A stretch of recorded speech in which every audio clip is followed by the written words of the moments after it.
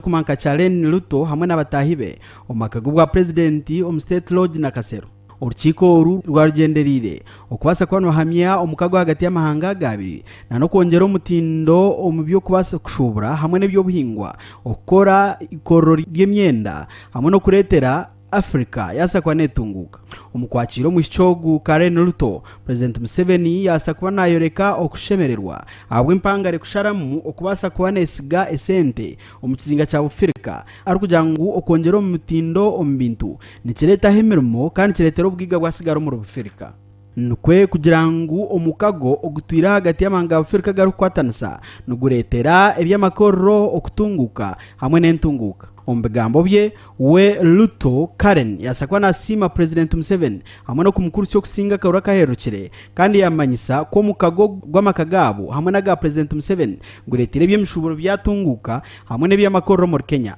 nuko kugira ngo we nabatahibe bashazemo kubasa kuba nabatekaho amakoraga kiretere okwatanisa kwa yongero mahanga ga Africa hamwe na Uganda nagandi omurufirika yona Ruto nuko kugira ngo nyimaho yayabwine omudumizo mahega Uganda aho kitinsa January 2007 basa kubana baganira no kwajana akuba kwasa kwatanisa nshongeji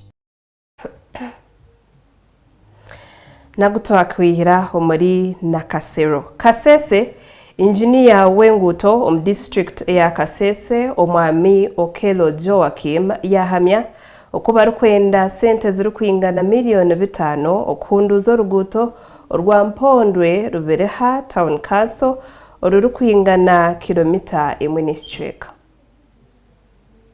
mukuru wihanga area Uganda ekitinisa January 2007 erizoba yasakwa na Taisa mhara wa president wihanga area Kenya omushoro kumanka Chalen Luto hamwe n'abatahibe omakago bwa president State Lodge na Kasero miliyoni 5 nizo z'urukwetagisa okoro ruguto rwa Mpondwe rubereha town council orukwingana kilomita 1.5 ebi byagambwa engineer Wenguto wa district ya Kasese Okelo Joachim for funding to the level of 500 million to deal with the drainage challenges.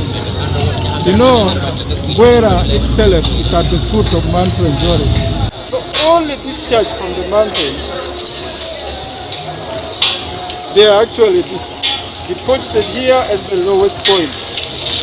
So meaning all road network in Gwera are affected severely by the storm water which is discharged from the mountain. That council is planning to have a master drainage plan for the whole town. Okero najirangu eze sente zaba zitatunjirwe omwaro gwa town kanseji tugura akorwe. Have a consultant who designed this project. So all installation we are seeing on cross drain, the culverts, we install according to the design. But of course, what you have raised is right. In some cases, when you put small culverts, the challenge would be now maintenance. Because within short time you find they are filled with silt. So we are going to have another sitting and then we review whether this culvert we have put will be able to sustain or to control drainage.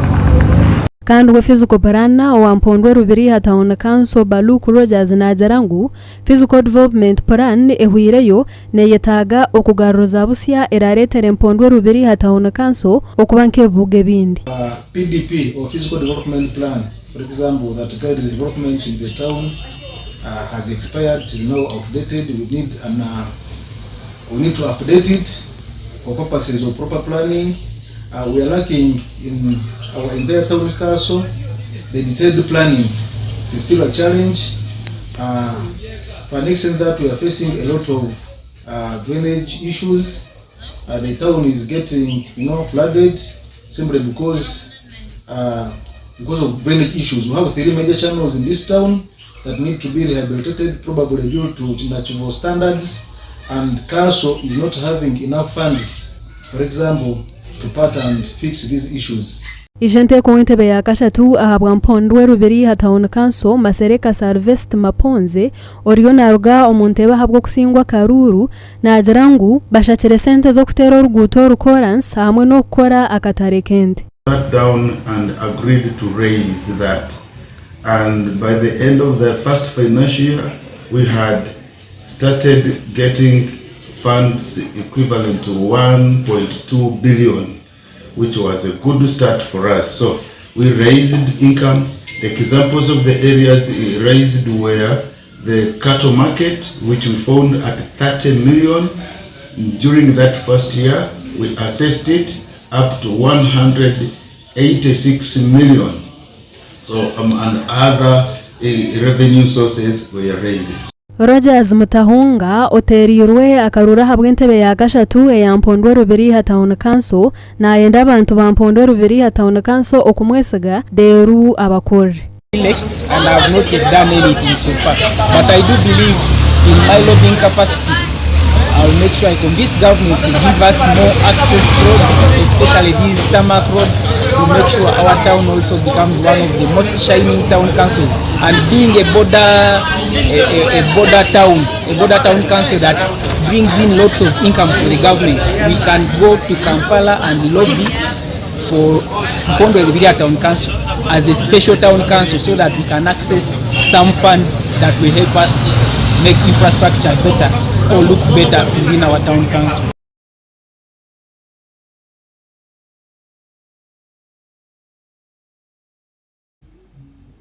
Wabari omushaaki wiitu Omar Kasese twaza muri Mbara ekitongore ekya Kanama Interactive Community Support kyatongozaho ehuriro eya Menstrual Health Education omugombora eya Kagonji Kashari North Mbara District n'ekigendererwa ky'okuyamba abaana b'obwishiki na munonga abatari kwebasa omu by'okushoma kwabo. Nkomuringo gumwe gwo kucendeza omuhendo gw'abaana babishyo kurwo mu mashomero aho butagire bikwato birukumara abebembezi bambarira bakwatanise n'ekitongore kitari kya government kya Kanama Interactive Community Support KICS batongozaho Menstrual Hygiene Education MHE omugombore ya Kagonji Kashar North Mbara District okwatiraho abaana babishyi abatari kwebasa. Arukutongozaho ihururegi Menstrual Hygiene Educational Assistant RDC wa Mbara District David Daijuka yashaba abaziro kureberera abana babishyi bakabahereza ebyetago bakarekeraho kurwo mu mashomero bakiri bato. Bashaba munonga ngo turebeke twatwara obufunanizibwa kureberera abana bitu kufa abana bitu munonga abana babishyi mbabinde challenges nyingi munonga ushanga baza nko menstrual ibintu ebyo bibateganise munonga imbashaba at least orebwe ngo mwana wamuhereza ekirikwetengisibwa kureba ngo mubwiro bwe yaraba muje nubwo bwiro bw'abana bingi bari kufiringa mizare amwe bakanga kuzana hishomero abamukara kahora life yamugomera ngo ko muzire washara muka mukwatiraho kamuyamba intekateka ngo school drop out seneza kuciyendera munonga Edmund ahabwe urukora nka programs manager mu kitongore cya Kanama Interactive Community Support yagira ngo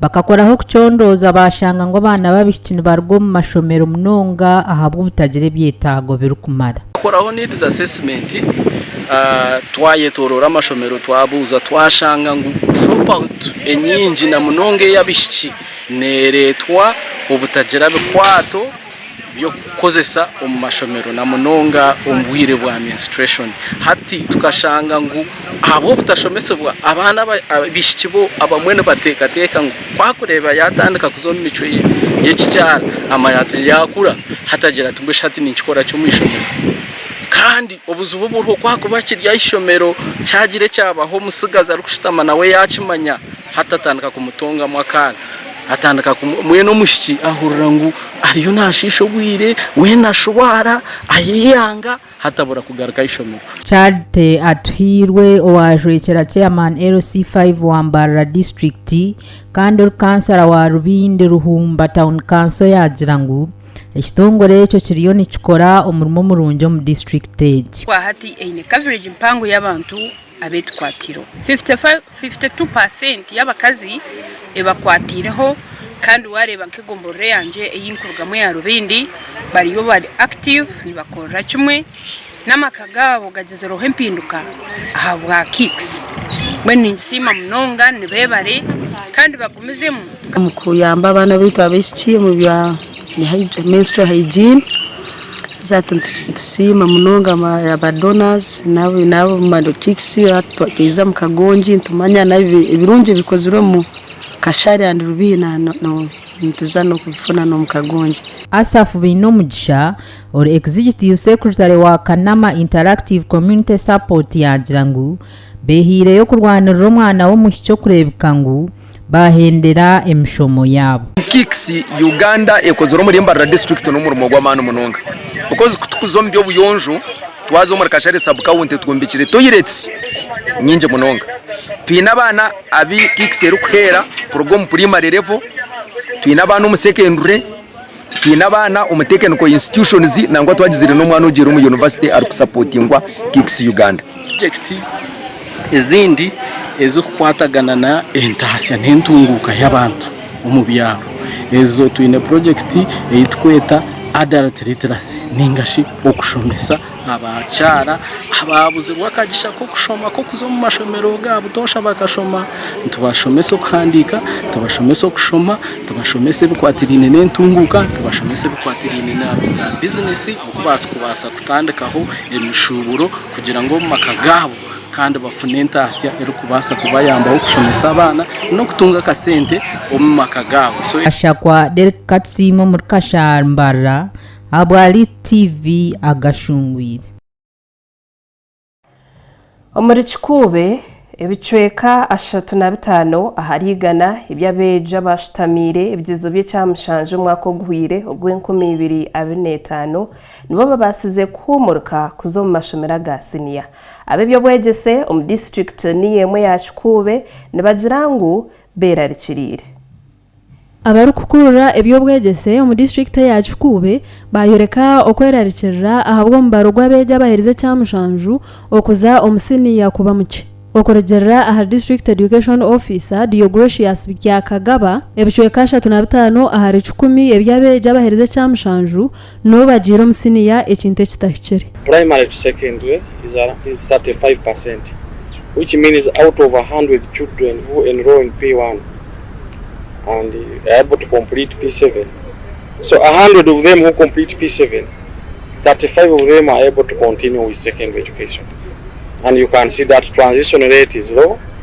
And what brings it about is accessibility to secondary education. And that's why today we are celebrating, because we are moving a step ahead, that AR Japan is providing infrastructure to improve on the conduciveness of our learning process in the district, especially in Kyangwari Secondary. Ebi yabagamba arukutongoza oburaro bw'abojo ayishomerera rya Kyangwari Secondary School omuri Kyangwari Refugee Camp Kikube District. Oburaro obu bumazereho miliyoni 4 no baraza bejinkaga na mukaga kandi bombekirwa ba AR Japan. Join the secondary Kyangwari from the refugee settlement, it is not enough. I've told you, one primary school has 7,000. At the end of the year, we have more than 2,000 children. I mean, more than 1,000 children who would like to access secondary education. But I've told you also the government's effort to construct another seed school in Rwanyawawa to decongest Kyangwari Secondary School so that we can have more quality education to our learners. Patrick Singoma mukuru w'ishomerere rya Kyangwari Secondary School nazarangu omubaro gw'abejugubire mwinji kandi ebyombeko byo kushomeramo nebice munonga. Learners have increased, the population has increased in the school. This means accessibility is being witnessed. However, this again comes with another challenge of classrooms, because now the population is big. We have resorted to using tents to accommodate the excess population. So we are calling upon the government to come to our rescue and construct more classrooms. Peter Banura ishenteko wentebe ya katano ahaba district ya Kikube yashaba government okongere sente ezuru kuhereza amashomero nkaga. About that funding is needed as early as yesterday. We will continue having more need for more funders to come on board. We know it very well And it is very imperative for each and every one of you who are watching to know the global challenges that are happening in the world that are changing. Many of the partners who are here have closed office. Many people have, been laid off. And this is a challenge. When you see the teachers who are laid off, the nurses, this gives us a challenge of the local government. We had some time, about 7 health facilities that were handed over to the local government with the teachers, with nurses who were being paid by the partners. But now the onus is on the local government to be able to cater for these teachers. And these are challenges which are right in our faces, which we have to face. And it's the same in the education department. So we'll go a long way. Kandi wewe wabaryo mujenyi mukuru aha mukoro ogu Normasa Yoshida omuhwezi w'entumwa ya Japan mu Uganda yagira ngu Japan neija kugumizamu erukushagika government omu byo bwegese ebyamagara ebyenguto hamwe n'ebindi. About education, Japan has its own education systems, and we're proud of that systems. But it doesn't mean it fits all over the countries, and all over the countries. And I think that Uganda is now trying to develop the education systems. The district to district, region to region, different systems, different and the unique systems. But to me here, I witnessed, very successful example of the education, the whole. Not only the education, but I can see the people's smiles and the lives here, and then the students here are very well supported. So as you go back to the questions, go back to the Japan's policy, we are of course, putting emphasis on the educations. Gasha kwa George Tinka omuri Chukube ahabwari television Agashungweire.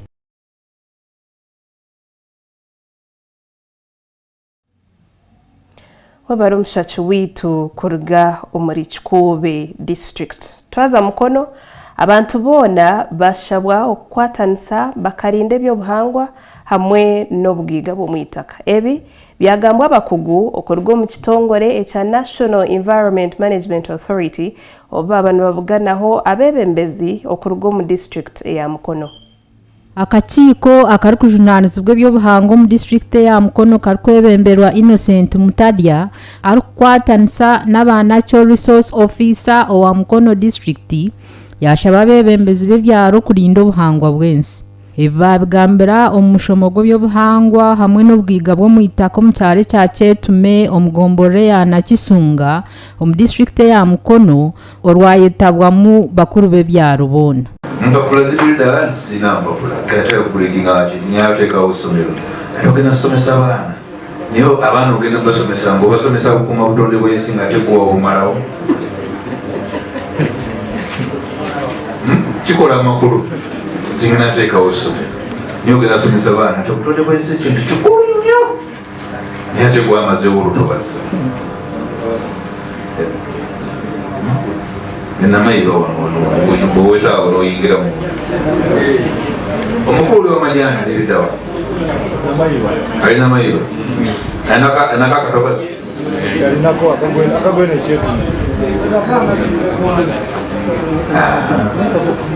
kandi omukulu w'egombore ya Nakisunga Sekikubo Mubaraka yashaba abantu n'abebembezi okufayo munonga kurebeka ngu abantu tibashiisha buhangwa bwensi. Wetunalwana n'obutonde bujja tugeesera busambe ekizimba kikole ki kyabikiri mwena temuuza nti Kampala ogali nga mataba edda ngenkuba bitonya wajjawo amataba nedda abantu abazimba mu makubo omwandiise nga amazzi bebaleeta amataba mukimanyi newali omukono olwokuba abantu bonna bakyanolinga amazzi nga bagatuuza mu kabwakame enkuba wetonya mukama etwala n'emmotoka oluusi temukibulira wano etonya eri yonna muwola n'abooga tumala ennaku nga oluguudo lw'ekikobe tukyayisa abantu. Bamwe ombayetabo mu lukiiko olu baraganisa kufayo konkani kwekushaba gavumenti ya rwagati okubakwatira. Biri ekisooka abantu basenzeeko ate balinako n'obwannannyini kati kyetaaga gavumenti yo eveeyo buli we bagamba nti luno lutobazi nga lwa gavumenti webe nejja omuntu emusasule agende afuna wala awatali lutobazi naye banagamba nti banajjayo omuntu nga tebamusasudde ate nga yagula n'ekyapa akirina n'owaba talina kyapa naye alina endagaano ng'enko sitampu eyagabibwa gavumenti erina okujja eyambe mu mbeera efaanana bwetyo ekyo kyokka kigenda okuzaawo entobazi naye awatali ekyo tugenda kulowooza nti tuzaawo entobazi n'ate tuwongere criminality ekibayita entobazi naye nze wange kyalibadde kisenyi naye bakivvuunula nti wetland ndaba nti ekigambo wetland kiba kimakinga ku kifo kya enkuba olwedde baba bakiise olutobazi naye ekyamazima ensonga enkulu eviiriddeko okugamba nti entobazi zoonoonebwa nga gavumenti bwegamba kwe kuba nti Ministry of Lands okuva emabega bwe bagamba 1995 emabega bwe basalirawo nti babeere nga baluŋŋamya ebyentobazi ate ebyapa basigala babigaba abantu bwe basala ebyapa ebikadde ne bamala ate ne basala n'entobazi kale bisenyi ne babisalamu ebyapa ate ne babitunda ne Ministry of Lands ng'ate batugabira ebyapa ne babituwa bulungi. Kyenandirowooza kyenandiwaddemu gavumenti amagezi bityo tunakuuma entobazi kwe kubeera nga ekwatagana ne bannannyini ntobazi ezo ebasasule bene eryoka ebawa amateeka kiki kye bateekwa okukoleramu kuba tolina bw'onogaana nannyini ttaka nga lirye nga tonnama kumukompesetinga n'omugala ntojja kukola kino na kino ku ttaka lyo. Nubwo twakwisyaho kuruga mukono omurimbara abantu bashabwa okwezumbira omuri za sako ez'emyoga ezirabayamba okwetunguura kandi bakatungura n'amaka gaabo. Ebi byagambwa chairman owa Kashari South Market Vendors Sako obu baba bari mu rukiiko olw'okuhendera omwaka. Abantu bashabwa okwejumbira omu saako z'emyoga ezirabayambe kwetungura kandi bakatungura n'amaka gaabo aha magoba make munonga. Ebyagambwa chairman wa Kashari South Market Vendors Sako erizooba oba bari mu rukiiko lw'okuhendera omwaka. Abantu ejene sako ya gavumenti bijemu bamanye bikufamu baguzemu sente betungure babase kubajja akuba na sako ya gavumenti kandi sente zabo zirinzirweje. Kandi we commercial officer wa Mbarara District Adams Bwisho yasima ba Kashari South Vendors Sako ahabwo murumo ogwo bariyo nibakora kandi n'okufayo munonga kureba ngu sako yabo yatunguka nikwe kushaba abantu kugumana bakozesa sako obwo barikweguza hamwe no kubika. Nani yena kubata basya aba market vendors umwako ndimo mwaba the first in Mbarara District okudyoncha urukiiko rwa general meeting. Abanyamyoga bane nagenda mubarebero kandi still niba mbere the first okutunga permanent registration. Nozi ereziramana mwari mukwaze gate ine mwana hatwajita mama twakumantuze bununga na microfinance support center babata mama no hatubo ekibako bahisa ngwa basawu bobizire bingi hatu no sangino sawu ngine sako zingita muzina mani konki kuminisha Zuku konka wawa boni 18 batambura hamwe bari bimuka bona tanesemu time azecho as government nchyakwirire. Kandi bo aba microfinance support center bahiko mu rukiiko bashaba abantu kugumana babakozesa kumanya byakubasa kubane bibateganisa omu mukozesa ya sente zabo. Akarabya mukoreka mvu na n'abantu ba leaders wota ku reportinga aha kintu cyo riyo nukora nuwana uramutebe najya twasechenda takamanyire yaziriyo konka aine chanje zirizo konka wota ku reportinga aha sente iziba kupereza ukaturetera report tukarigo gukora tukamanya y'abantu betaga gukongerwa n'ingatokweta gukongerwa abamwe nazo hafi kitinga leta kitatu mbyandgarero chikole siterere mu kirere mukati list no go kireyo chwarani ndagora munyamu wande wa taxi tukota kija ko kwija no bwa kubahindisho berumu ekuyamba kujamu batukugorere neno garikwe ku leta chicho office ibiri opposite ajibu hotel aha mahembege tumwakine capacity yo kuzana ha AGM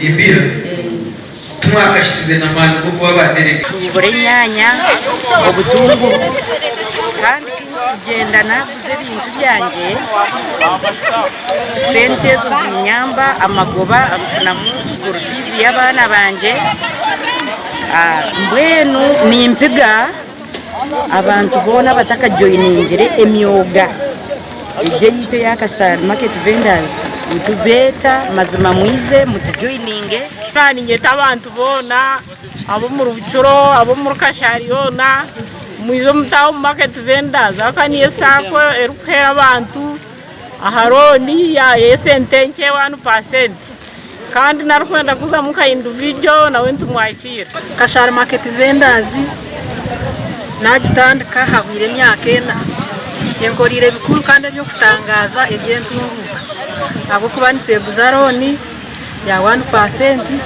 koramwe ibintu byingi byentunguka Gashakwa Ntorine Mariam abwali TV Agashungweire.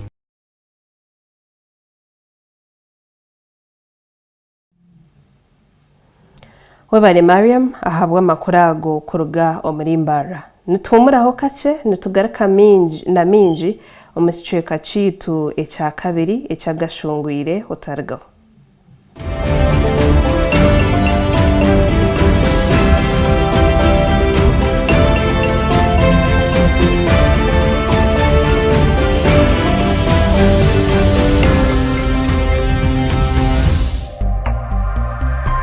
This is Elite Television. Gamba Nokora.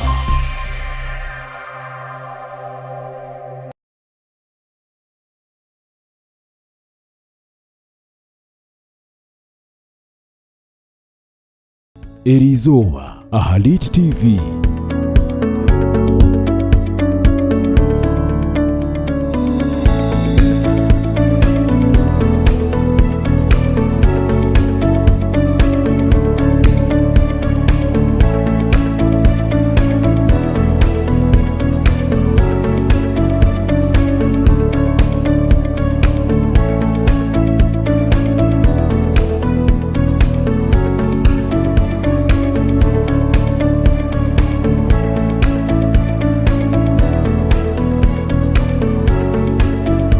Elite TV, Gamba Nokora.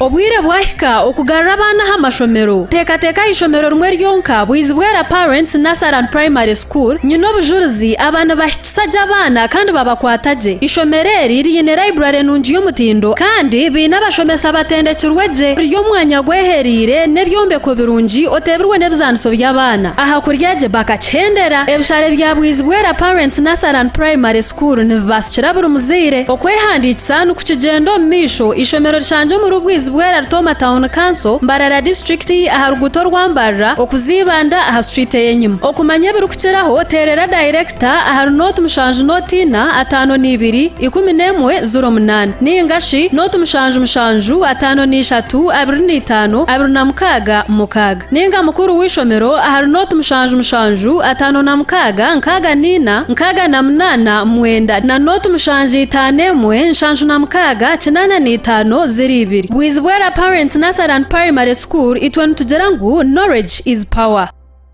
Elite TV brings you an opportunity to advertise your business. Whether small or big, we get you direct to your customers. Do you have a live event to broadcast? Wedding, party, seminars? Elite TV has got you covered with our state-of-the-art equipment for outside broadcasting with experienced personnel. You will have the best. Come to our offices in Wuziwera or call 0781 64 1161. Let's grow your business together. Elite TV. Gamba Nokora.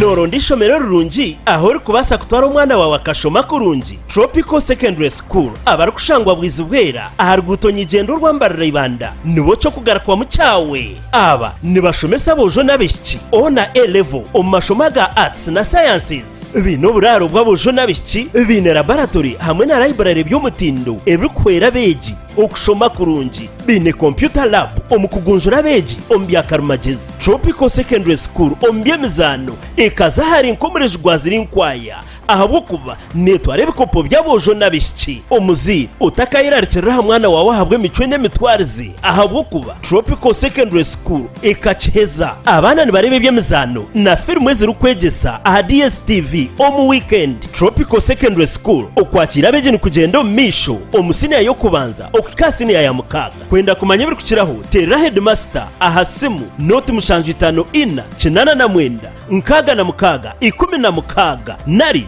gamba na director ahari noti mushanju noti 3 ashatu na mukaga kinana 5 ni 3 na noti mushanju 82 5 ni 5 10 na mwenda noti 3. Tropical Secondary School for greater horizons.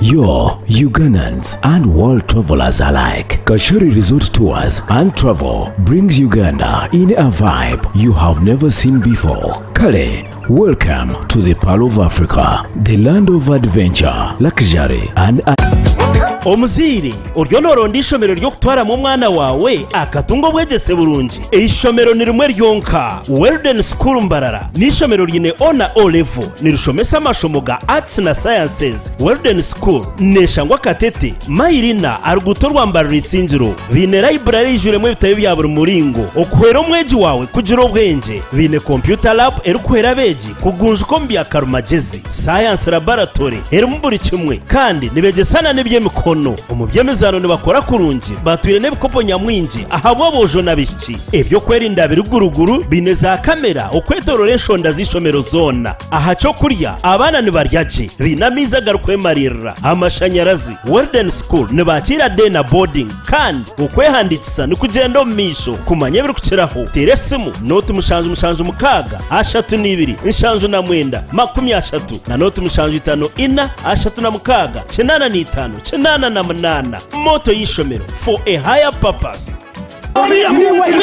buri zuba hariho ibikubaho umwihanga ritu no munsi yora tukakerereza aho nguteze ukakerereraho konka nizija kukorwa. TV ni kuletera makuru agemba zona agahikirire n'abashaci bitu b'amakuru omunshonda zona nebyuma bito bikureba buri kimwe cyo n'ikikubaho buri zuba buri hamwe anaka box kebunushu nako bakakatwara kale bule watu nzina temunteka mu bintu byammwe. They counted me with 0.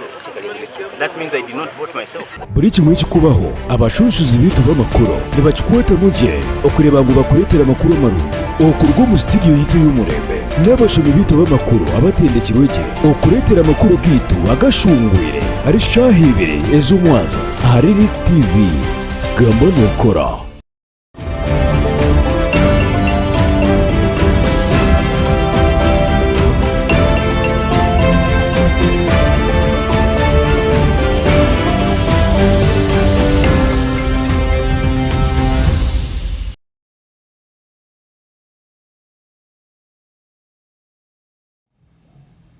Twagumizamu n'Agashungweire omuceka citu eca kabiri omuri Wakiso omunyeshenjerokazi wa district ya Wakiso Betty Ethel Naluyima yashaba bebembezi okukorera hamwe bakatungura district niyemwe ya Wakiso ebi yabigamba obu yabari mu rukiko olwa roads committee oba bagenderire kureba okwenguto za Wakiso zirakora.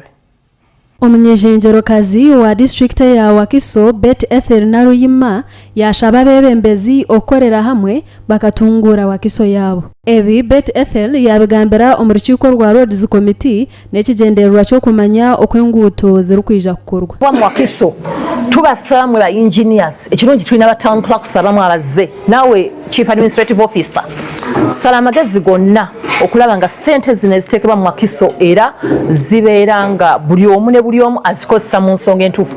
Neti saka twogere ku 1 billion yokka no njagala twogerede ku sente zonna namwe aba GKMA project funds buli engineer oli wano ngomanyi ti nokutte ku sente za GKMA roads isebo nyabo labanga ate sente zo zikosa bulungi naye mbasaba na Wakiso okusigira ddala mwe batekiniko baffe mubenga ssente zonna ezibaweebwa mu Wakiso muno ng'era muzikozesa bulungi tulina okufuna bizibu mu accountability era kwekushaba abavugi b'ebyiruka okuvuga n'obwegendesereza ahabw'okuba enguuto ezimwe niziraba omu mataka g'abantu enguudo era enguudo za Wakiso zigenda kuba nga zifaananako ezo zimwasanjala nga nnungi nnyo nga kaweweevu badinange kino tutwale buli muvuzi avugira ku nguudo zaffe mikwano mumanye nti ebifo ebimu biro byebba muyisitamu bifo by'abantu bawaka bantu these are community roads tezigenda kubanga zo ziriko buli kimu kyonna kyonna oba kinene lunene nnyo nedda tubasaba buli addukira mu Wakiso buli avugiramu buli atambulira buli muntu akosa oluguudo lwa Wakiso mikwano tubeere beegendereza abamu mutuuka mu kifo ng'olaba akakubo kafunda abaana basala n'oyagala todduke nga bw'oyagala bassebo ne bannyabo yonna gye muli tubasaba banna Wakiso mubawe ekitiibwa yayongera yashaba orukukurura abakozi mu disitulikiti ya Wakiso okureebuuza sente za gavumenti aho zirikuza nyongera okubajjukiza mwenna ba engineers na buli omu ali wano nti mulina okulaba nga essente zino eziteekebwa mu Wakiso district ng'ate mutula wansi ne muwa accountability entuufu mbajjukiza nti 1 billion yatutawaanya nnyo okulanga guidelines zaayo weeziri kati we twogerera guidelines weeziri tubasaba mugoberera amateeka amatuufu tubasuubira nti nga ebintu byonna we birina okutambulira ku mateeka nammwe nga musaasanya ssente zino si zeeyo yokka biliyoni oba akawumbi akamanyiddwa akali mu kubanga katereza enguudo ekiyitibwa maintenance si kuddaabiriza wajwekera meya wa Kira municipality Buwembo Robert yashaba gavumenti okwongera sente ezirikuteekwa omu madistrict. I want to appreciate government for giving us these funds. Madam Chair, the government has given us money. Every district, every municipal council receives 1 billion a year. There is also under the rehabilitation fund, the Uganda Road Fund. So, the onus is on us to ensure that we use these monies effectively, isn't it? At the end of the day, the wananchi want to see the roads that we have budgeted are worked upon, and in accordance with the BOQs that have been approved by executive committees of different councils. So, as the office of COW, our appeal to you is to ensure that there is proper accountability of these funds. Let's ensure that we account for these funds. And also the common man can say, indeed, the road has been worked upon. You know, going back to the public, you can work on a road and people do not appreciate, isn't it? You engineers, you know it. But you can work on a project and you feel satisfied, you as an implementing officer. So, let's ensure that we account for these funds by making sure that all the projects earmarked are fully implemented. Ishenteeko entebe ya kataano habwa district ya Wakiso Matiya Ranga Bwaneka yarabura bebembezi okwehara okukozesa kubi esente z'okukora enguuto. Gipangise miliyoni tekunnabaako mafuta. Kati ebyuma ebyo genda okubeera nga bituuse ku station omusanvu guli guba guweddewo. Kati n'okola ki? Ekisooka ekyokubiri n'okolako kyenkanawa kubanga eri miliyoni gyeggambe ya lunaku luki kati greda ng'emaze olunaku lumu mu kitundu kyo eyinza kukola kyenkanawa n'olwekyo byonna byonna ebitukayanya kintu kitono nnyo lwaki Wakiso nga bweri nfuna ssente ekyo ye bottom line kubanga bw'onoogamba omuntu nti akozese zaalina akole ekisente zitasobola na kusenda lujjalo kwegamba era alina zitereka okutuusa nga kikoze eki nze ekirala ekizibu kyendaba olwaleero kati olaba omwana oli abadde wali ng'ayogera and it came to our attention. Omuri Kampala ab'ekibiina ekya Conservative Party bari kwebemberwa omwami John Elton Mabirizi bayereka obutashemererwa bwabo ahabwe byarugire omu karuuru akaragire kuteerwa omu ihanga rya Uganda aba nabagira ngu tubarahwe masiku.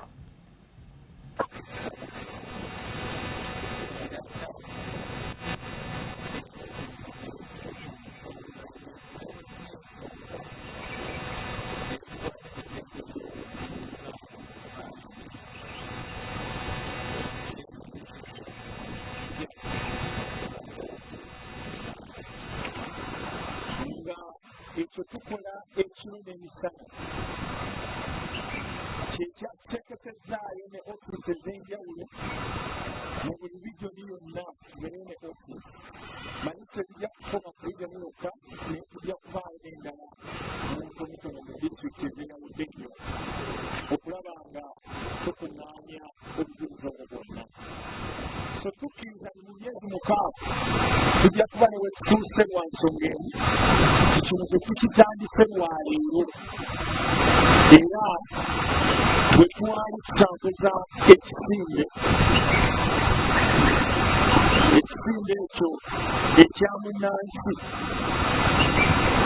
twayogera ku kitabo kino tukijja mu kisimbe ekyo so kati tuzze tukuŋŋaanya obujulizi buno n'ebintu byonna okumalira ddala emyaka 4 so tukkiriza ne mu myezi 6 tujja kubaako ekituuse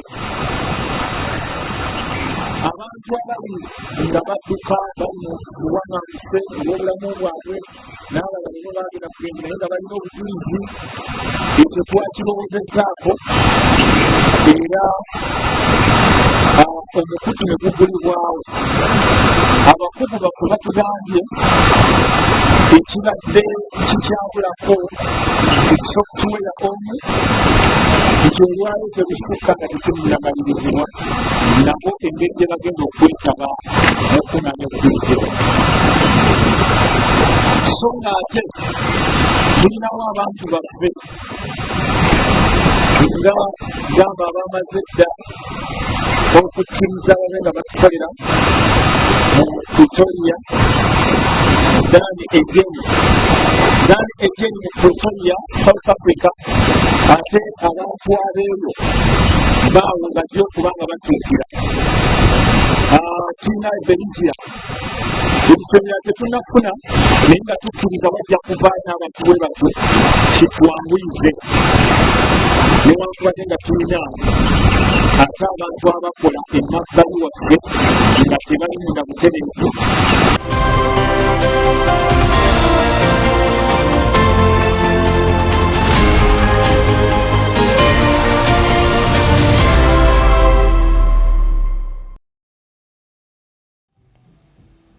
omugutu wa kwihira aheru y'ihanga President w'ihanga erya Israel Isaac Herzog ari mu ihanga erya Ethiopia okumara ebiro 2 okuhamya omukago ogwa Ethiopia hamwe na Israel. President w'ihanga erya Ethiopia Taye Selassie Omdis Ababa. President w'ihanga erya Ethiopia